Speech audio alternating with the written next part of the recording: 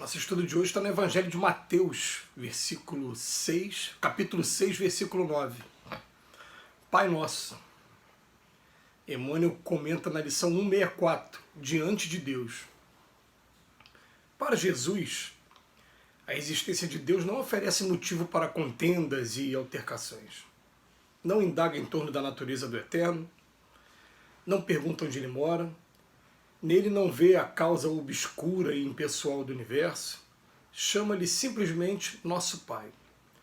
Nos instantes de trabalho e de prece, de alegria e de sofrimento, dirige-se ao Supremo Senhor na posição de filho amoroso e confiante. O Mestre padroniza para nós a atitude que nos cabe perante Deus. Nem pesquisa indébita, nem inquirição precipitada, nem exigência descabida, nem definição desrespeitosa. Quando orares, procura a câmara secreta da consciência e confie-te a Deus como nosso Pai Celestial. Se sincero e fiel, na condição de filhos necessitados, a Ele nos rendamos lealmente. Não pergunte se Deus é um foco gerador de mundos ou se é uma força irradiando vidas.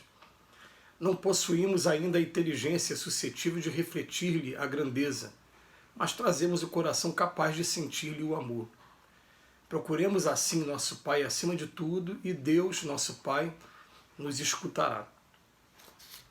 Ao longo de toda a história da humanidade, sempre se pretendeu entender a natureza de Deus, quando na verdade a gente encontra mensagens, principalmente na doutrina espírita, de maneira bem direta, bem franca, falando assim, ó, não vai além disso, porque primeiro que você pode tirar conclusões precipitadas, como ele diz aqui pra gente, né, inquirição precipitada, e dependendo de como for, você pode até estar se julgando possuidor da verdade, com privilégio com relação aos outros, quando na verdade, neste mundo que a gente vive, ninguém tem condição ainda de entender Deus em toda a sua profundidade. Não tem condição de fazer isso ainda.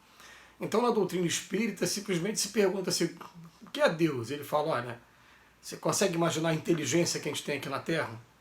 Agora tenta imaginar assim, ó, no universo todo, a inteligência suprema, a maior de todas, quando a gente chegasse no topo, ó, o que é mais inteligente de tudo, é Deus. E fala, é a causa primeira de tudo o que existe. Quer dizer, é o criador de tudo. E fala pra gente, ó, fica por aí. Não procura ir muito além, não. Ele ainda traz algumas características. Você quer algumas características? Vem falar pra gente assim, ó.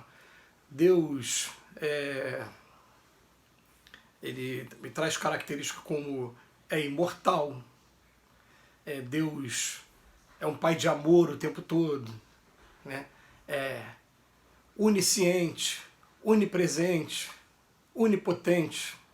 É uma potência só. Tem gente que durante algum tempo, né, acreditou encontrar duas forças se degladiando, a força do bem contra a força do mal. Quando vem a ciência hoje, principalmente, mostrar, ó, isso não existe, porque se isso existisse de verdade, você não ia encontrar a harmonia toda que você tem no universo.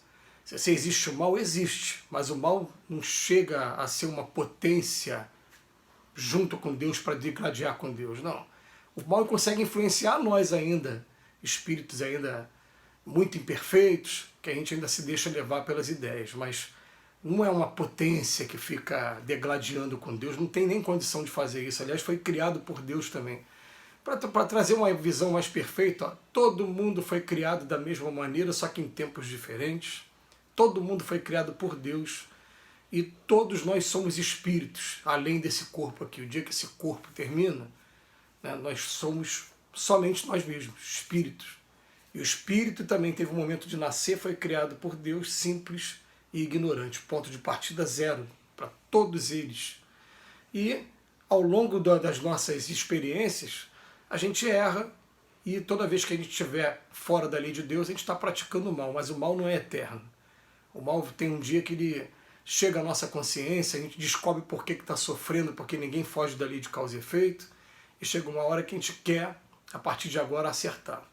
Então, quando a gente tem essa certeza, ele vem chamar a atenção para a gente, olha só, Jesus não tem um capítulo no Evangelho, nem de Marcos, nem de Mateus, nem de Lucas, nem de João, em que ele vai falar, eu quero explicar para vocês o que é Deus. Não, ele não faz isso.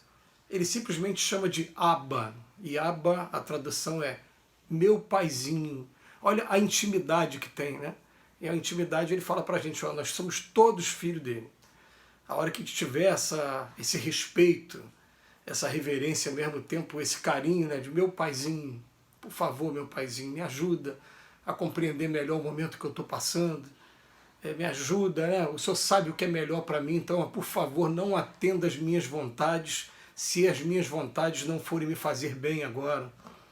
Né? Que seja feita a sua vontade, não a minha, assim na terra como no céu. A gente começa a ter essa relação com Deus. Então ele fala para a gente, ó, ele não indaga sobre a natureza de Deus, não pergunta onde mora, não vê causa obscura e impessoal do universo, nada disso, nada disso. Chama-se simplesmente de nosso Pai. Fica a mensagem para a gente, antes da gente pretender achar que porque a gente está em uma religião ou outra, a gente acha que a gente é o dono da verdade, que a gente tem um conhecimento de Deus que o outro não tem, ou que tem privilégio, né, diante de Deus.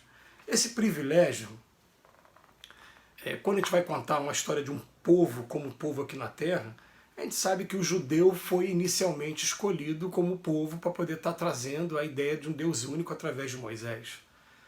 Né? Depois, Jesus veio também aquela árvore genealógica do povo judeu. Tudo bem. Mas depois veio Paulo de Tarso e ele fala, agora a missão que eu te dou, Paulo, é levar o evangelho para todos os gentios. Ninguém a partir de agora vai ter privilégios mais nenhum. O privilégio foi num determinado momento para começar um trabalho, para ser o bandeirante. O povo bandeirante aqui na terra foi o judeu. Agora não, agora são para todos. E veio trazendo essa ideia de Deus, a gente vem, né, aprendendo aos poucos a nos relacionar com isso, a aprender suas leis, que pelo menos quem aceitando ou não aceitando a ideia de Deus, acreditando ou não, sendo ateu ou não, você está debaixo das leis dele. Desobedece às leis dele para você ver. Né? Ah, eu não sei nadar e vou entrar no mar, você vai morrer afogado. Bota a mão na tomada, você vai tomar choque, isso é uma lei de Deus. Né? Isso aí, o homem está aos poucos aprendendo a dominar essas leis e a poder estar usando essas leis da melhor forma possível para a gente. Mas é a lei de Deus. E quando fala lei de Deus, por quê? Porque não foi uma criação do homem, é de uma inteligência que está muito superior ao homem e que muitas das vezes pode nem ser ainda a inteligência suprema, mas se está acontecendo com a autorização dessa inteligência suprema. Então o que a gente não compreende ainda, a gente diz que está sendo uma obra de Deus. E ele continua aqui para a gente, né? Ele fala assim, qual é a atitude padrão que a gente tem que ter diante de Deus? Nem de pesquisa, nem de inquirição, nem de exigência, ou então de definição desrespeitosa. Fala, quando for para orar, só tratar como nosso Pai querido, aquele que conhece profundamente o Filho e que, como o exemplo do Pai aqui na Terra, ama muito o Filho, a mãe ama muito o Filho, ele ama muito mais ainda. Nós somos filhos dele e tenho cuidado com todos eles, tanto que Jesus escreveu no Evangelho, nenhuma das ovelhas vai se transviar, nenhuma delas. Todas serão salvas no momento certo, com o aprendizado certo. Então ele só coloca para a gente, ó, ser sincero e fiel, e na condição de filhos necessitados, a eles nos rendamos lealmente, a Ele, a Deus. Não vamos perguntar se Deus é foco de mundo, não, a gente não está em tempo disso. Já dizia um sábio da antiguidade, né? A etapa que a gente está aprendendo agora é de amar ao próximo como a nós mesmos. Quando a gente conseguir fazer isso, naturalmente, os véus em torno desse conceito de Deus vão caindo e a gente vai tendo um contato mais próximo para poder ter uma noção maior do que seja Deus de verdade. Então ele fala, vamos guardar essa frase mais uma vez, né? Não possuímos ainda a inteligência suscetível de refletir-lhe a grandeza, mas trazemos o coração capaz de sentir-lhe o amor. Todos nós trazemos essa noção dentro da gente. Então procuremos assim o nosso Pai acima de tudo, e Deus, nosso Pai, nos escutará. É a melhor maneira da gente tratar, não criando sistemas que vão estar somente trazendo confusão nas interpretações, às vezes disputas teológicas sobre conceitos, quando na verdade ele falou para mim, os meus discípulos de verdade se reconhecerão por muito se amar. Nada de ficar degladiando nas palavras nem nas ideias. Que o Senhor nos abençoe hoje e sempre.